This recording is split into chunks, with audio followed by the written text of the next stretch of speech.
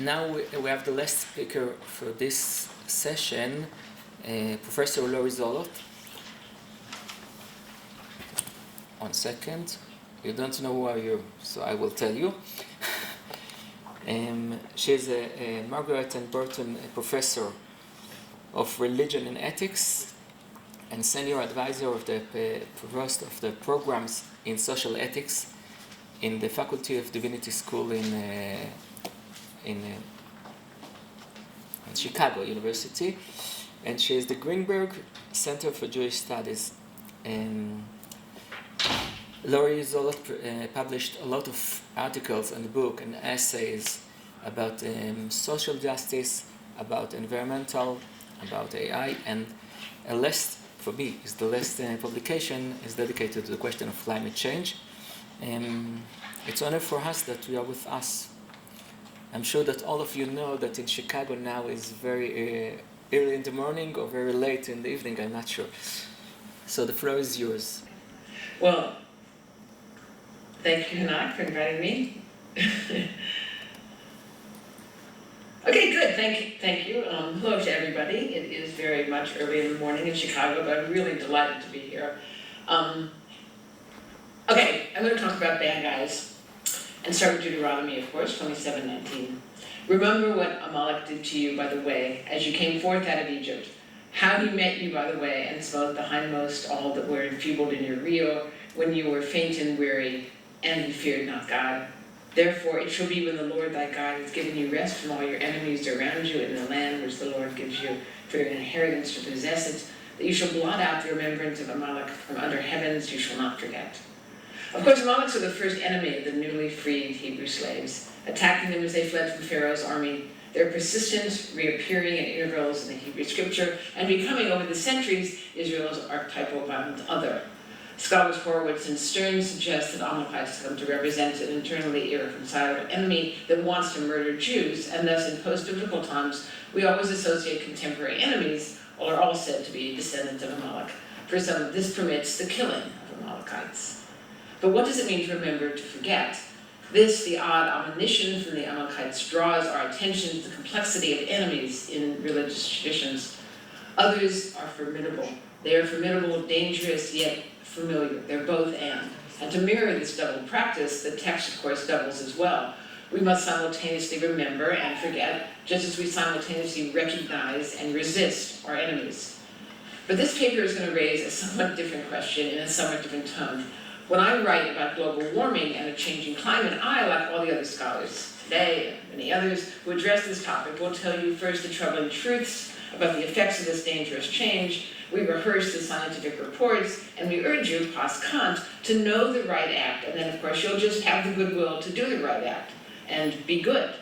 Today I'm going to make the argument that people who seek to stop the use of carbon will find they have powerful enemies. And while the talk of sin and sinners is quite out of fashion, it is a powerful and important part of the language of religion. Faith traditions have enemies. Say you have another way to live, say you love that stranger, say that wealth and power mean nothing because they are illusions, and really mean it, and you just watch what happens. The truth about climate change is not just uncomfortable, it is dangerous. Dangerous like religions are dangerous. So to the authority of the state, and the positions of the kings and presidents and CEOs. In this paper, which is a brief version of longer work, I'm going to talk about sinners and enemies and explore the use of Amalek as the archetypal enemy. I'll then consider this in light of my larger project, which is like you, to find a moral language to understand our present crisis that is rooted, in fact, in shared scriptural theologies and one that allows us to act. And I'm going to consider several questions. Amalek is a fundamental part of the existence of Israel, tied up in the liberation narrative at the heart of all scriptural possibility, and reoccurring over and over with the force that is experienced as a force built into the world, who enters when Israel doubts the existence of God. He is the very face of evil, but also the very face of a contrary stochastic universe. He attacks the uncertain, the doubtful in the Exodus narrative, and the weak in the Deuteronomic one. That is his single characteristic. Paul Ricoeur, in thinking about the uses of memory, wrote about the ways that memory functions ethically. Memory is first a relation of knowledge rooted in the pastness of past events, something that we understand the past is fixed, and then we relate the past as true. In other words, its pastness itself is a truth claim. But memory is also a relationship of action. It is then an embodied moral gesture. So Ricoeur asks, to what extent is there a duty to remember? He writes this consists not only in having a deep concern for the past, but in transmitting the meaning of past events in hopes of shaping the future of events as yet to emerge. The imperative to tell for him is a means of fighting against the erosion of traces. In this sense, the duty to remember is a duty to warn. Yet the biblical story has resonance for us not only because of the power of the command from God, but also because the narrative is so terrible. The Hebrew slaves, after generations of brutal slavery, are fleeing Egypt. Everybody leaves, including the elderly, pregnant women, and toddlers, all who walk out of slavery slowly. It is they who are attacked, the most vulnerable. The terror happens only in the telling, off camera as it were, but the reader can imagine what it looks like when children and grandmothers are killed. Who would do such a thing? It is an instance of pure evil, and we're told that the action is worse than the pharaonic rule, for after all, we're not told to blot out the name of the Egyptians, who had just imprisoned the same toddlers and grandmothers for 400 years. In part, this may be that we understand slavery as the way of the world, simply part of the political economy, but the attack by Amalek looks different, unfair, out of order, even in that brutal world. And that is why we remember it and why we recognize it. This recognition is important, for it gives us language for a particular task, recognizing a specific kind of evil, cruel, and gratuitous havoc in its wake. So let me turn to the narrative traces of theological and political relationships of Israel and this enemy. Well, first, Amalek as a person is first mentioned in Hebrew scripture as the offspring of Esau, interestingly enough, Jacob's twin. He'll father a red-faced tribe, and later in literature, of course, the tribe of the Edomites will be associated with Rome, the great enemy of the Second Temple Jew. They reappear textually just after the first, in what will be a series of episodes in which the newly freed Israelites, miserable and desperate, complain of their great thirst and their first great doubt about the reality of God's existence, to Moses, who after all has led them into the desert without water. It is at this moment that the army attacks. It's the first attack since Pharaoh's army was defeated. It's actually the first enemy. The first textual occurrence is a moment of the bleakest despair, of course, when Moses sends out the spies, and the spies hate and fear what they see. Once again, the Amalekites show up in the Nadar when the congregation is most racked by doubt, and when doubt drives out promise and derails and confuses the people. It is as if Amalek is called into being by the doubt itself, which sees the Israelite weakness and potentiates it. Its product is doubt, and the people's fear and self-doubt seep into the camp like so much fog, like the antithesis of the column of smoke or of manna, appearing and making them feel empty instead of full, making them feel small and weak. They see us as grasshoppers, like insects. It is too large and complex a problem, a wicked problem, they say, and thus begins the 40-year journey in the wilderness. Amalek appears twice more, of course, once when Balaam, the Edomite priest, hired by the Moabites to curse the Hebrews, blesses them rather than condemns them. Instead, he turns to curse Amalek, who is, as he always is, circling like black crows around the Hebrew camp. And finally, in a list about resolving conflict and admonitions of justice in Deuteronomy, comes the final command not to remember, not to forget. Note how this time, the telling of events, the Amalekites are described as attacking from the rear, attacking the feeble, trailing behind, something that's not in the text itself, but what appears in a list of prohibitions about daily justice. The Amalekites play a consistent role in Judges, where they long rolls against them to find the fate of kingship, and in the description of secession, of doubts, and war. But it is, of course, in the book of Samuel that Amalek brings a complex tragedy into the text. When Saul is asked by God via Samuel to conduct a war of total annihilation against Amalek's camp, and while he does manage to kill, apparently, all those grandparents and toddlers, he keeps the cows and the king alive, and this angers Samuel so completely that Saul loses his kingship. The long narrative ends with the supine begging warrior ripping the coat of his holy advisor and focused on the confusion that Saul, pragmatist, materialist, brings to the narrative. Does God want power, animal sacrifice, or maybe a change in attitude? Nope, you have it wrong. You have mistaken your enemy. You have failed to recognize. What Saul could not do, David, who takes his enemies more seriously, accomplishes, and has yet another war with the always present Amalekites. He restores the order in which Amalek is the defeated, yet always needing to be defeated foe, remembered to be unremembered. In later Talmudic and medieval accounts, one sees Amalek stigmatized with the invocation of that name as an imprecation. One might just as well say, here come the bad guys. Amalek is absolute, irredeemable evil, generationally evil. There are a dozen references in which the term functions in this way in Tractate Sanhedrin, long narratives that speak of the need to eliminate doubt by seeing it as a kind of total war. By the time of the Book of Commentary in the Book of Esther, we see the extrapolations of the linkage between Amalek and absolute evil. Haman and his sons are said to be Amalekites, and thus their treachery, and thus the justification for their deaths. In this view, Amalek represents the great narrative of secularity, that there is no justice or order in the world, that random events and random chance render morality futile. This is echoed in the game of chance played by characters in the Purim story. And this rich account of evil and opportunism and aggression and the instability and the weakness of the people of Israel deepens in the medieval period and in the worsening of violent anti-Semitism in early modern Europe. It's Rome, it's the Inquisition, and of course it culminates in the naming of Hitler as Amalek and the Nazis as his violent red-faced tribe. When we speak of Hitler as Amalek, we need to reflect on how doubt creates the opportunity for Amalek to come. Arendt, for instance, is interested in several concepts here, but I'm going to only mention one, which moves us closer to our task of judging actions as immoral. Arendt says, there exists in our society a widespread fear of judging that has nothing whatever to do with the biblical judge not yet ye should be judged. And if this fear speaks in terms of casting the first stone, it takes this word in vain.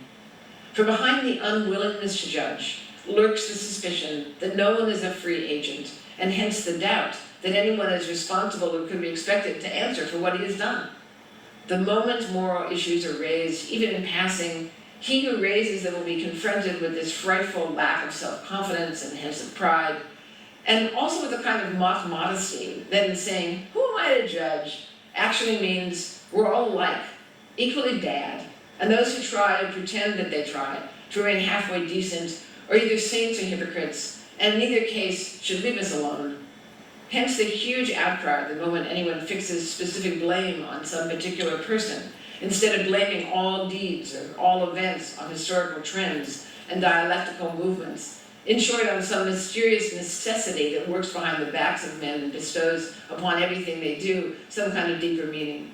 When all are guilty, no one is, she says. I'll return to her claim.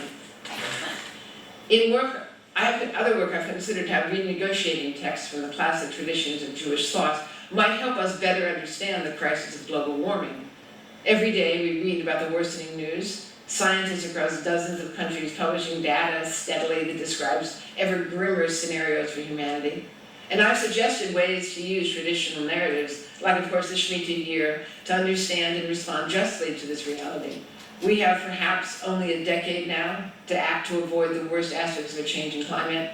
Perhaps we don't even have that time. Perhaps most alarming is the steady fact that the predictions made about the timeline of our fate are coming true so fast. When I first turned my attention to the effects of global warming, there were predictions about species extinction, and now fully half of all species that were alive when I was a child are just gone. There are predictions of ever more powerful hurricanes, more severe droughts, floods, and mass migration. There are predictions about increasing deadly wildfires in the American West. And the year that I completed my book, I was evacuated from fires north of Los Angeles, the ridge of fire and cloud of rising smoke, so intense it could be seen from space. And what have we Jews said? Largely to change our ways, to limit our desire. So familiar are these admonitions that arguments in Jewish ethics can seem passive, compromising, often shifting blame for the crisis as an amorphous all of us. And in this paper, I want to do something else. I want to lay blame. I want to point the finger.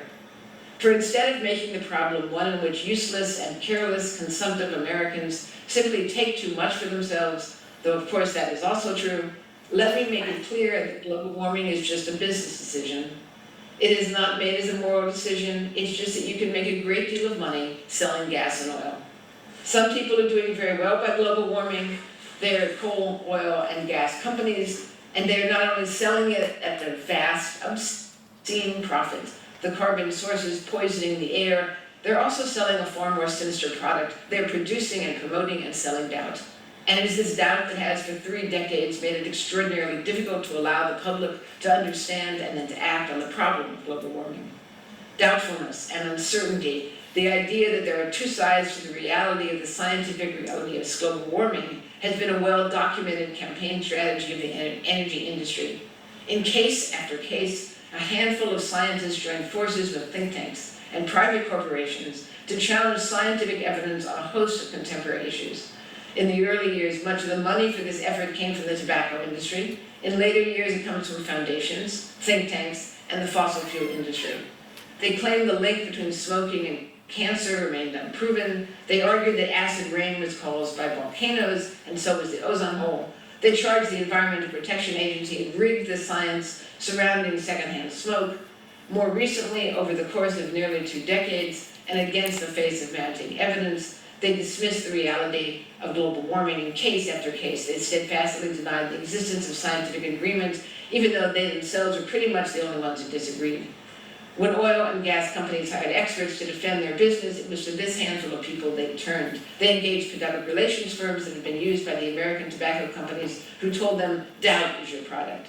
And thus, while in the early 1970s, most of the world's population who knew about global warming agreed it was an issue, and moreover that humans had the capacity to stop its effects, even George Bush, who famously ran as a Republican on the slogan, don't worry about the greenhouse effect because you have the White House effect, promised swift action on greenhouse gas emissions, but of course that never happened. The issue became contentious and fell into the increasingly politicized, media-driven semiotics of civic life. Global warming was something that left-wing parties cared about, or right-wing parties cared about the way in which any regulation on industry would lessen profit.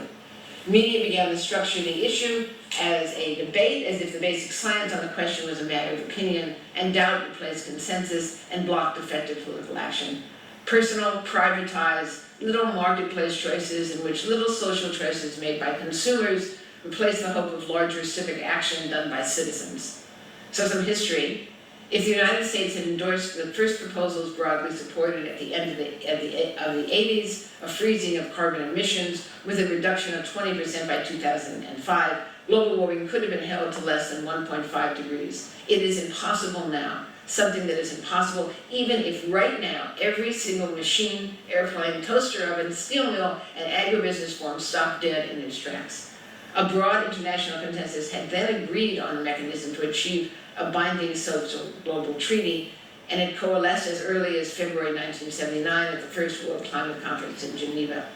In 1989, after a decade of research and yet another meeting with representatives from 60 nations, politicians, and a growing number of very worried scientists, they approved the Kyoto Accords in 1997, which is planned to reduce emissions by an average of 5% by the period 2008. It was a deep compromise, Kyoto, already less rigorous than what had been proposed in the 1970s, when the atmospheric carbon was even less. And yet, even this was too much for most people. The Senate immediately declared it would never ratify the treaty, and that was with Bill Clinton as US President and with Al Gore as Vice President, a spectacular failure. And so was the non-ratification of every ensuing climate change treaty in Bali, Copenhagen, Mexico, Paris, and finally in Glasgow. The treaties were ever increasingly less optimistic, the climate temperature goal now 2 degrees, atmospheric carbon higher than any time in human history, and of course rising annually, and so is the amount of carbon burned by humanity every single year, and still. The latest UN reports and the Paris Treaty already have language about carbon dioxide removal, but it does not exist. Of course, reading history is incomplete without also understanding that the energy companies and their lobbyists, what they were doing during the scientists were out measuring carbon, they were busy. They had been paid to be. Let us consider just one, the fate of Exxon, which of course used to be called Standard Oil.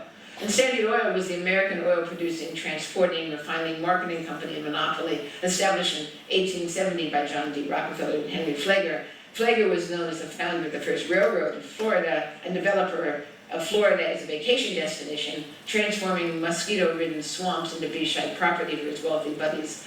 Ironically, of course, his fabulous mansion right on the beach is regularly now underwater.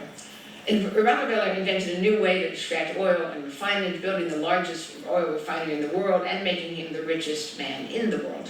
And this happened because he dominated every single aspect of energy production and swept it all into the new business entity called the trust. All the logistics under his control, fixing price at every stage, and generating enough money to make his name a synonym for wealth and power. They pumped so much oil, the thick black slick of it pouring over the rigs, over the soil, that even the growing American industrial market could not buy it all. And Standard Oil became the first multinational company.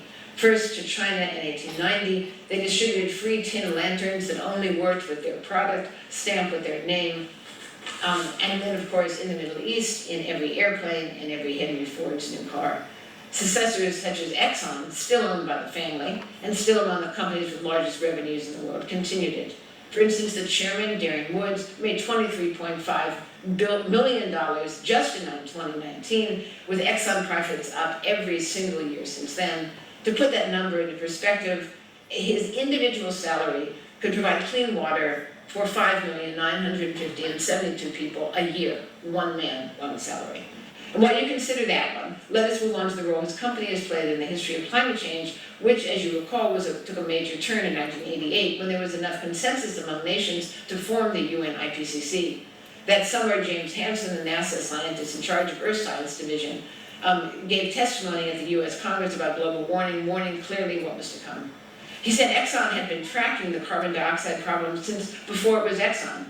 In 1957, scientists from its predecessor, Humboldt Oil, published a study analyzing the enormous quantity of carbon dioxide contributed to the atmosphere since the Industrial Revolution from the combustion of their fossil fuels. The American Petroleum Industry Institute in 1955 found that fossil fuel combustion had increased the atmospheric carbon by 5%. Edward Teller, the scientist responsible for America's nuclear weapon programs and confidant of presidents, said in 1959 in major speeches to the APA and the American Chemical Society, when the temperature does rise by a few degrees over the whole globe, there's a possibility that ice caps will start melting and the level of oceans will begin to rise.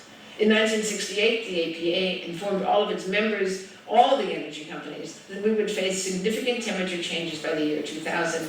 In 1972, the National Petroleum Council, another industry group, agreed with that timing. In 1978, Exxon scientists wrote in a memo saying that humanity then had only 5 to 10 years before it became critical. It goes on and on. I have to end. The APA, the American Petroleum, followed suit with a scenario where the companies began to attack Hansen with what looked like, and it looked like the consensus for change. They established a lobbying organization called the Global Climate Coalition, and they took as their logo a green-colored earth. But of course, a green earth was the furthest thing from the collective mind. Designed to look vaguely like an environmental NGO, their group was granted NGO status not only at the Kyoto meeting, but at every single climate change meeting since then. And its founding member was, of course, ExxonMobil, Phillips Petroleum, the API, the National Coal Association, the United States Chamber of Commerce, the American Forest and Paper Association, and Edison Electric, lobbying groups that pretended to be NGOs.